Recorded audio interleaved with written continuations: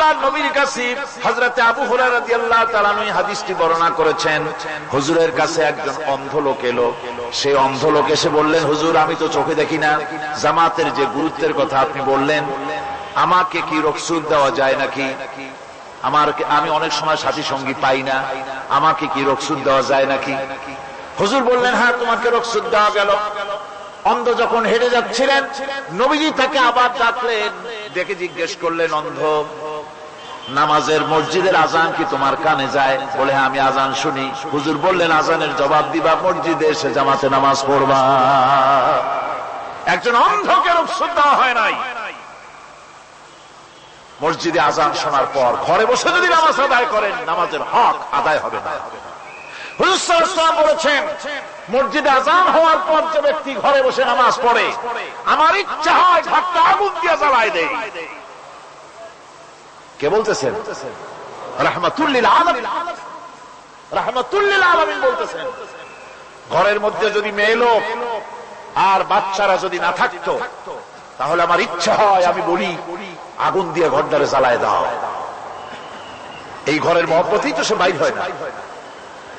নামাজের এত বড় গুরুত্ব দেওয়া হয়েছে। আমার বন্ধুগণ, এই নামাজের জামাতি আল্লাহর নবী জীবনের শেষ নামাজ জামাতে আদায় করেছেন। জীবনের শেষ নামাজটাও জামাতে আদায় করলেন। তখন তার এমন অবস্থা, এত অসুস্থ, দাঁড়াতে পারেন না, হাঁটতে পারেন না। দুইজন সাহাবীর কাঁধের উপরে ভর করে তারপরে বহু কষ্ট করে মসজিদে গিয়ে নামাজ আদায় করেছেন। খুতবা দিয়েছেন। বললেন, খুতবা দিতে গিয়ে বললেন, আজ থেকে মসজিদে নববীর চতুর্দিকের সকলের দরজা বন্ধ হয়ে যাবে, শুধু আবু বকরের দরজাটা খোলা থাকবে। আল্লাহ নবী বললেন, আল্লাহ রাব্বুল আলামিন এই পৃথিবীতে তার এক বান্দাকে জাগতিক সব সম্পদ দিতে চেয়েছিলেন, কিন্তু সে বান্দা সব জাগতিক সম্পদকে উপেক্ষা করে মাবুদের সঙ্গে দেখা করা বেশি জরুরি, বেশি পছন্দ মনে করেছেন। এতটুকুন কথা নবীজি বললেন, কেউ কিছু বুঝতো না। হযরতে আবু বকর রাদিয়াল্লাহু তাআলা আনহু হুজুরের এই কথা শুনে কাঁদতে কাঁদতে তিনি অস্থির হয়ে যাচ্ছেন। সাহাবীরা চিন্তা করলেন, হুজুর কান্না কার কথা বলেছেন, তাতে কান্নার কি আছে? বয়োবৃদ্ধ, জ্ঞান বৃদ্ধ হযরত আবু বকর রাদিয়াল্লাহু তাআলা আনহু বুঝতে পেরেছেন, এই পৃথিবীর সব সম্পদ তো আল্লাহ হুজুরকেই দিতে চেয়েছিলেন। তিনি সমস্ত সম্পদকে উপেক্ষা করে তার মাবুদের সঙ্গে দেখা করার জন্য প্রস্তুতি নিয়েছেন। তার মানে হলো আল্লাহ নবী বিদায় হয়ে যাবেন, আমরা নবী থেকে এতিম হয়ে যাব। নবীজি ঘরের মধ্যে প্রবেশ করলেন। প্রচন্ড জ্বর এলো।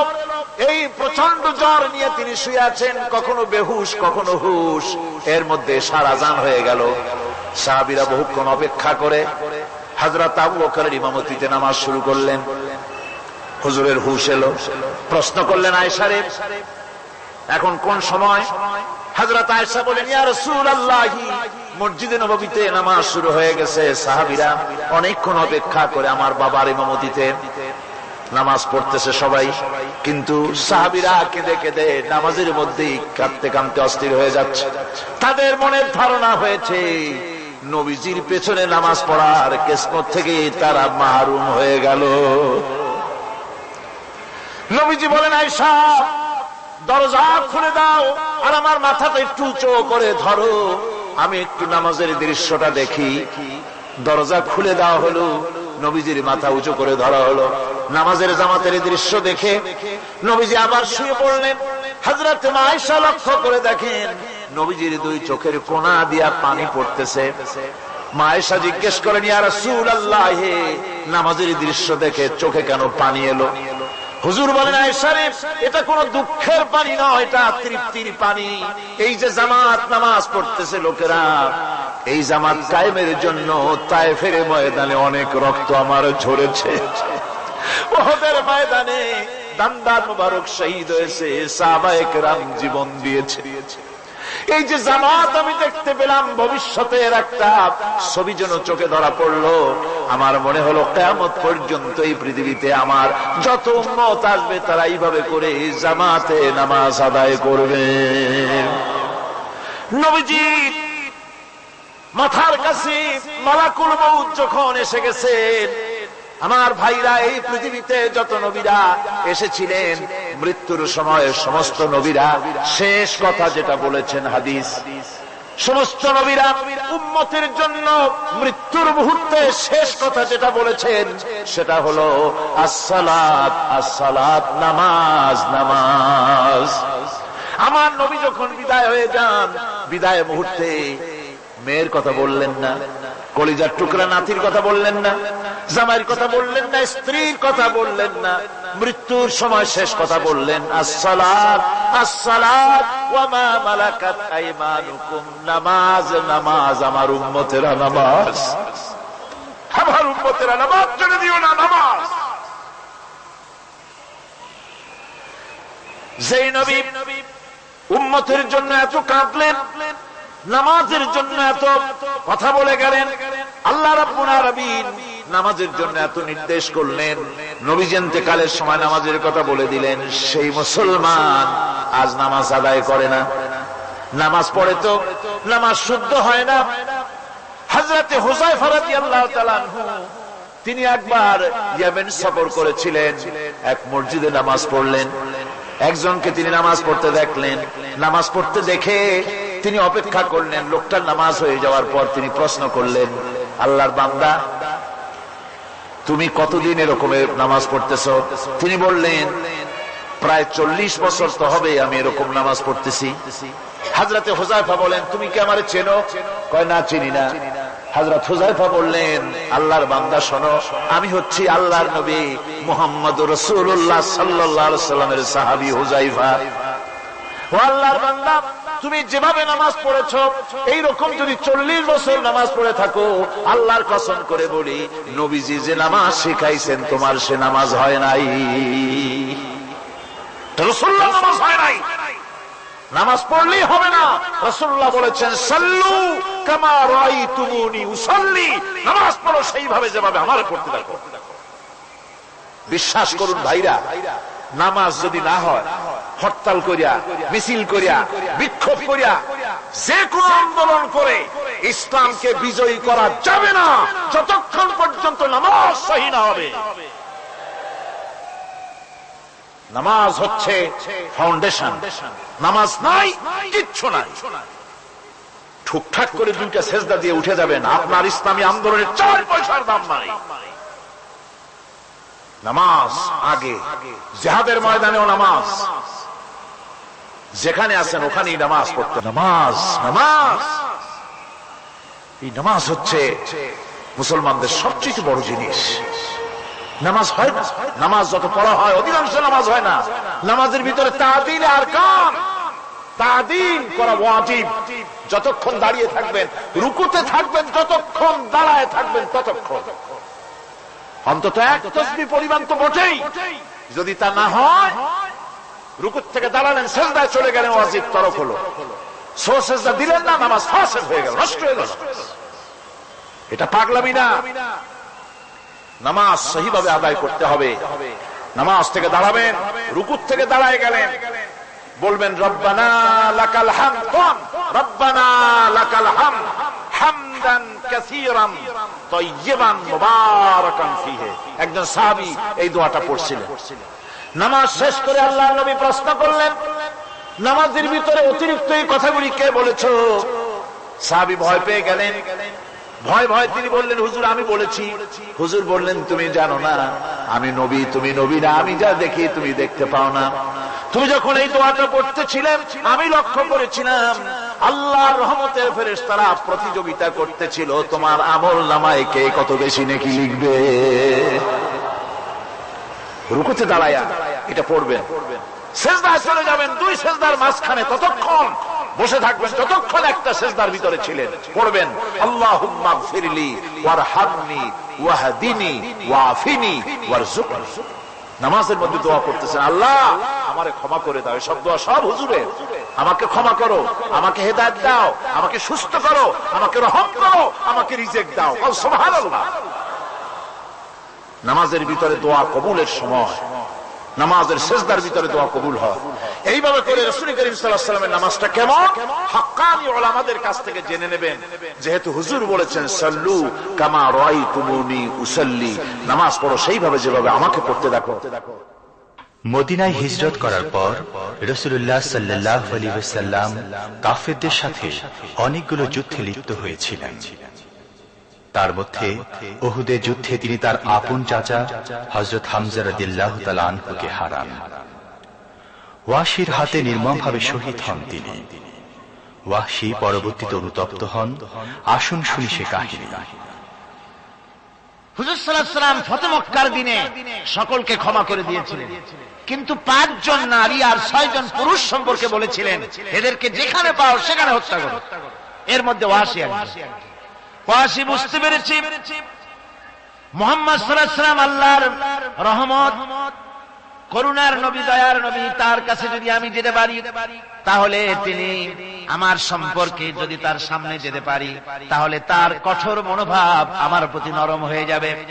এই মনে করে সাহাবায়ে কেরামদের চোখ এড়ায়া তিনি হুজুরের সামনে গিয়ে হাজির হয়ে গেলেন। হুজুর তাকে দেখি বললেন, তোমার নাম না ওয়াহশী? তিনি বললেন, হ্যাঁ আমার নাম ওয়াহশী। হুজুর বললেন, তুমি আমার চাচাকে শহীদ করেছো? ওয়াহশী বললেন, জাহালাতের কারণে তা করেছি। হুজুর বললেন, কেমনে শহীদ করেছো আমার চাচাকে, আমার একটু শোনাও। ওয়াহশী বলতে লাগলেন, আমি বল্লম দিয়ে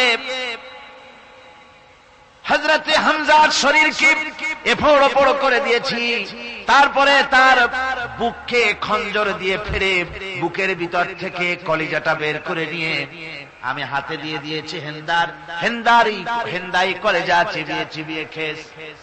রাসূল পাক সাল্লাল্লাহু আলাইহি ওয়াসাল্লাম হাদিস শরীফে এসেছে, ওয়াহশীর বর্ণনা যখন তিনি শুনতেছিলেন রাসূলের চোখ থেকে তখন পানি পড়ে দাড়ি মোবারক ভিজে ভিজে পড়তেছিল। ঘটনা শোনার পর রাসূলুল্লাহ বললেন, ওয়াহশী তুমি কি চাও? ওয়াহশী বললেন, আমি ইসলাম কবুল করতে চাই। হুজুর তাকে মুসলমান বানালেন। বললেন, তুমি মুসলমান হলে কিন্তু সব সময় তুমি আমার সামনে আসবে না, তার কারণ তোমাকে দেখলে পরে আমার মনের ভিতরে আমার চাচার কথা মনে উঠে যাবে। আমি আমার আব্বাকে পাই নাই, আব্বার স্নেহ যত্ন আমার কিসমতে তেমন হয় নাই। আমার চাচা হামজা আমাকে পিতার মতো করে আমাকে স্নেহ করেছে, তোমাকে দেখলে পরে তার কথা মনে পড়বে, সুতরাং তুমি সবসময় আমার সামনে আসবে না। ওয়াহশী সেদিন শপথ নিয়েছিলেন, রব্বুল আলামিন আমি জাহালাতের কারণে যেই বল্লম দিয়ে ইসলামের একজন শ্রেষ্ঠ সন্তানকে আমি শহীদ করে ফেলেছিলাম, আমি বুঝতে পারি নাই, ওই বল্লমটা আমি হেফাজতে রেখে দিয়েছি। তুমি আমার এই দোয়া মঞ্জুর করো, আমি যেন এই বল্লম দিয়ে এই পৃথিবীর নিকৃষ্ট ইসলামের কোন দুশমনকে যেন আমি শেষ করে দিতে পারি। আল্লাহ পাক দোয়া তার মঞ্জুর করে নিলেন। মুসাইলামা কাযযাবের বিরুদ্ধে হযরত আবু বকর সিদ্দিক রাদিয়াল্লাহু তাআলা আনহু যে বাহিনী পাঠালেন, হযরত ওয়াহশী সেই বাহিনীর মধ্যে ছিলেন। আর তিনি সেই বল্লমটা দিয়ে, যে বল্লম দিয়ে তিনি হযরত হামজাকে শহীদ করেছিলেন, সেই বল্লমটা দিয়েই ইসলামের নিকৃষ্ট শত্রু মুসাইলামা কাযযাবকে দুনিয়া থেকে তিনি বিদায় করে দিলেন। আমার ভাইরা, রাসূল পাক সাল্লাল্লাহু আলাইহি ওয়াসাল্লামের ইন্তেকালের পর এ পর্যন্ত নবুয়তের যারা দাবি করেছে, এক হিসাবে জানা গেছে 28 জন দাবি করা হয়ে গেছে। রাসূল বলেছেন, আমার পরে 30 জন মিথ্যাবাদী নবুয়তের দাবি করবে। কতজন করবে? হয়ে গেছে, বাকি আছে কত? এর মধ্যে গোলাম আহমদ একজন। গোলাম আহমদ দাবি করল যে আমি নবী। তার অনেকগুলি বই কিতাব সে লিখল। বইয়ের মধ্যে এক জায়গায় সে লিখেছে, তার বইয়ে এক জায়গায় লিখেছে যে আমি স্বপ্নে দেখলাম আল্লাহ আমার সামনে উপস্থিত। আল্লাহ আমার সামনে এসেছেন পুরুষের আকৃতিতে, আর আমি তখন স্বপ্নের ভিতরে আমি নিজেকে একজন নারীর মতোই মনে করলাম। স্বপ্নের ভেতরেই আল্লাহ পাক পুরুষ হিসাবে আমাকে ব্যবহার করলেন। আমি স্বপ্নের মধ্যেই গর্ভবতী হলাম এবং স্বপ্নের ভিতরে আমি গোলাম আহমদ মসিহে রূপান্তরিত হয়ে গেলাম। নাউযুবিল্লাহি মিন যালিক। গোলাম আহমদ বলছে, আল্লাহ পাক ওহীর মাধ্যমে আমাকে জানিয়েছেন, আল্লাহ আমাকে বলেছেন, গোলাম আহমদ তুমি হচ্ছ আমার সন্তান তুল্য। নাউযুবিল্লাহি মিন যালিক। এইভাবে অসংখ্য মিথ্যে কথা দিয়ে বইপত্র রচনা করেছে। লোকেরা তার কাছে নবুয়তের প্রমাণ চেয়েছে। আসলে শরীয়তের বিধান হচ্ছে হুজুরের পরে যদি কেউ নবুয়তের দাবি করে তাহলে তাকে সে নবী কিনা এর কোন প্রমাণ তার কাছে চাওয়াও জায়েজ নাই। যেহেতু প্রমাণ চাইতে গেলে বোঝা যায়, সন্দেহ হয় কিছুটা প্রমাণ দিতে পারলে তাহলে সে নবী হবে। কথা বুঝতে পেরেছেন? এই জন্য রাসূলের পরে যদি কেউ নবুয়তের দাবি করে তাহলে তার কাছে নবুয়তের দাবির কোন প্রমাণও চাওয়া যাইবে না। বিনা প্রমাণে রাসূলের পরে নবুয়তের দাবি যেই করবে সে কি হবে? জোরে বলেন কি হবে? কাফের হয়ে যাবে। দুনিয়ার সমস্ত উলামা, সমস্ত মুহাদ্দিস, সমস্ত মুফাসসির, দুনিয়ার সমস্ত মুফতি সব একমত, কোন দ্বিমত নাই, গোলাম মোহাম্মদ কাদিয়ানী কাফের। তার অনুসারীরাও তার জামানায় মাওলানা আতাউল্লাহ শাহ বুখারী রাহমাতুল্লাহ আলাইহি তার সঙ্গে একটা বহস হলো। যেহেতু গোলাম মোহাম্মদ বলেছিল যে আমার এই 40 দিনের মধ্যে কেউ প্রতিবাদ করুক যেগুলি আমার ওহী নয়। হযরতে মাওলানা আতাউল্লাহ শাহ বুখারী রাহমাতুল্লাহ আলাইহি সেই যুগের একজন শ্রেষ্ঠ আলিম, তিনি বললেন আমি তোমার কাছে কোনো প্রমাণ চাই না তুমি নবী কিনা। আমি জানি তুমি মিথ্যাবাদী, তবে তোমাকে বলতে হবে তুমি এই শক্তি কোথায় পেলে। গোলাম মোহাম্মদ বলল কোরআন শরীফই আছে আমার এই শক্তির উৎস। কোথায়? বলল যে এই যে আয়াতটা আমি আপনাদের সামনে তেলাওয়াত করেছি, ঈসা আলাইহিস সালামের ওই কথাই গোলাম মোহাম্মদ বলল যে হযরত ঈসা আমার সম্পর্কে বলেছেন ইয়াতি মিন বাদ ইসমুহু আহমদ, আমার পরে একজন নবী আসবেন, রাসূল আসবেন, তার নাম হবে আহমদ, আমি সেই আহমদ। মাওলানা আতাউল্লাহ বুখারী বলছেন তোমার নাম তো আহমদ না, তোমার নাম হচ্ছে গোলাম আহমদ। তার অর্থ হলো হযরত ঈসা আলাইহিস সালাম যে আহমদের কথা বলেছেন তুমি সেই আহমদের গোলাম। গোলাম আহমদ বললেন দেখুন আমার নামের প্রথম শব্দ গোলাম, এটা হচ্ছে আমার লকব। আমি আমার নামের লকবটা ছেড়ে দিলাম, বাদ দিয়ে দিলাম, আর ব্যবহার করব না। তাহলে তো আমি আহমদ থাকি, আপনি তো আর আপত্তি করতে পারেন না।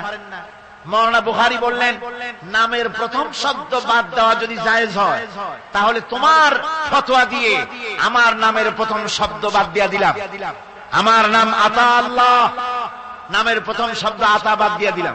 তো আতা যদি বাদ দেই তাহলে আল্লাহ হই, আর আল্লাহ হয়ে বলছি তোমার মতো গাধাকে নবুয়ত আমি দেই নাই। এরপর এই পৃথিবীর নিকৃষ্ট পাপী এই কাফেরের মউত হলো কোথায়? জোরে বলেন এই কাফেরের মউত হলো কোথায়? পায়খানার ভেতরে মউত হয়েছে। কিয়ামত যখন হবে তখন সবাই ভয়ে কাঁপতে থাকবে। মহান রব্বুল আলামিনের সামনে কেউ টু শব্দটি পর্যন্ত করার সাহস পাবে না।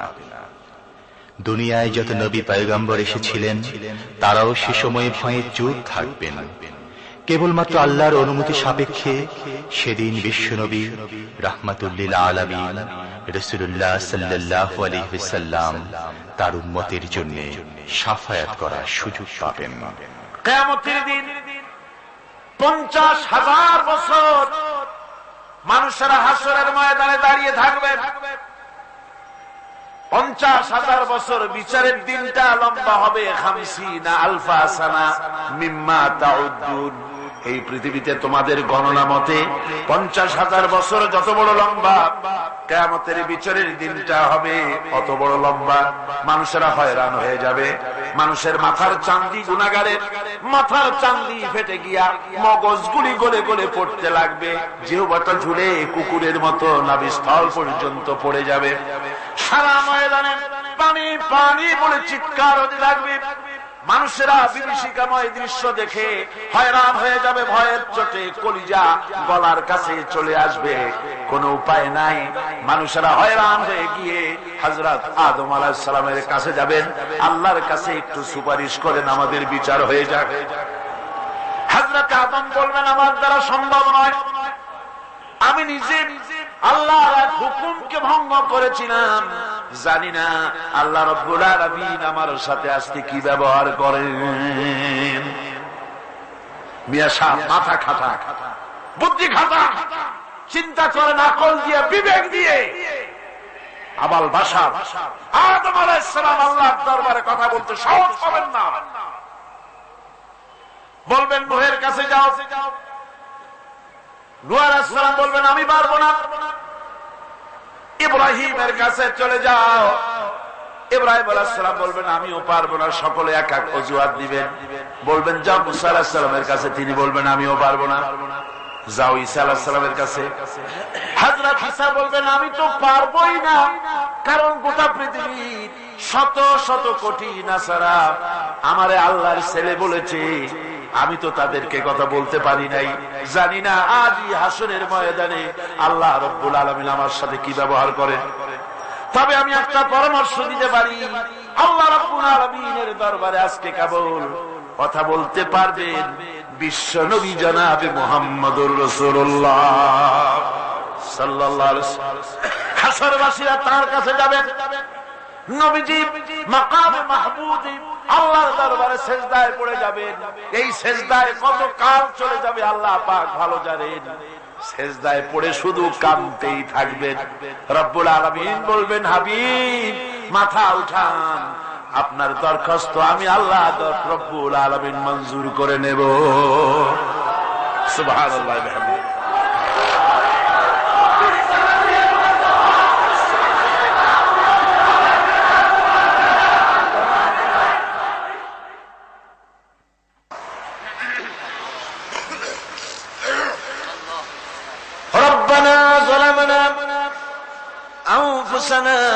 وإن لم تغفر لنا وترحمنا لنكونن من الخاسرين। সবাই পড়েন আমার সাথে, রব্বানা যালামনা আনফুসানা ওয়া ইন লাম তাগফির লানা ওয়া তারহামনা লানাকুনান্না মিনাল খাসিরিন। রব্বুল আলামিন লক্ষ লক্ষ জনতা নিয়ে ঢাকা শহরের প্রাণ কেন্দ্রে আউটার স্টেডিয়ামে পল্টনের ময়দানে কোরআন শরীফের 3 দিন তাফসীরুল কোরআন মাহফিলের শেষ দিনে গুনার বোঝা মাথায় নিয়ে কোরআন শরীফ সামনে নিয়ে আল্লাহ তোমার দরবারে ভিক্ষুকের মতো দুটি হাত আমরা তুলে ধরেছি।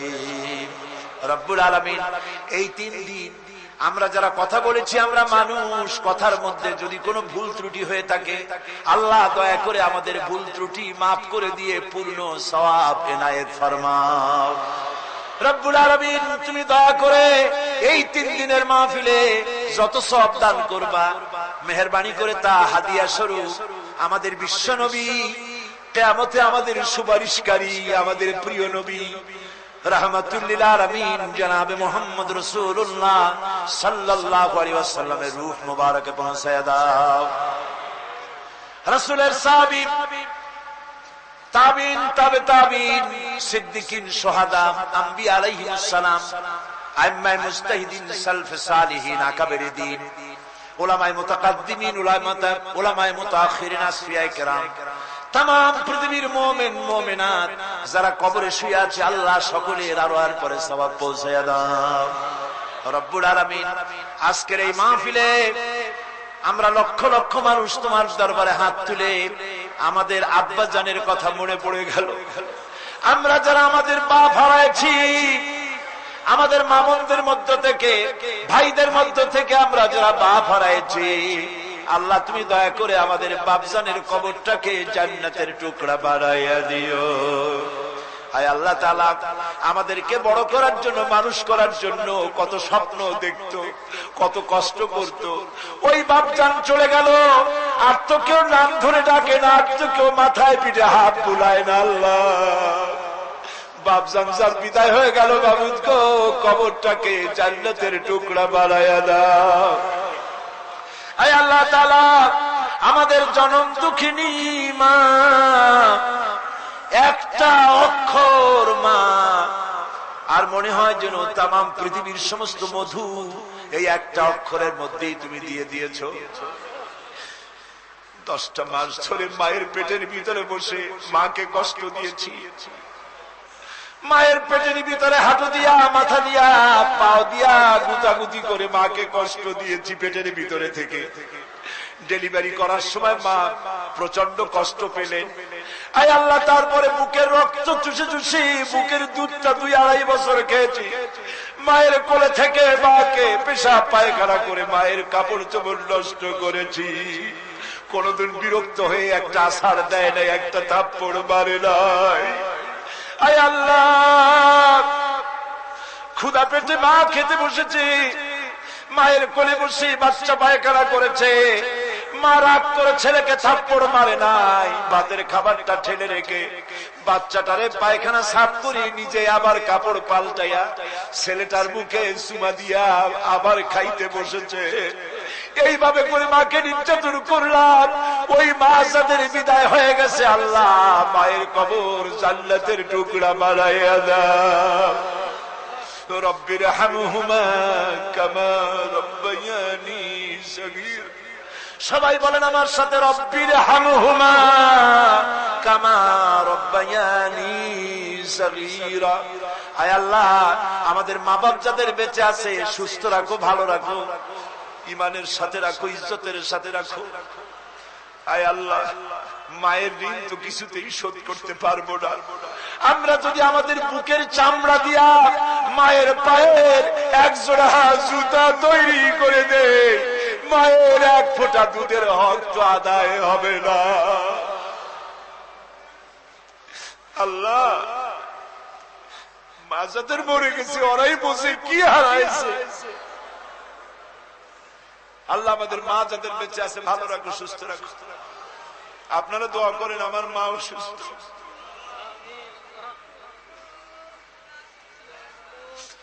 আল্লাহ মাকে সুস্থ করে দাও।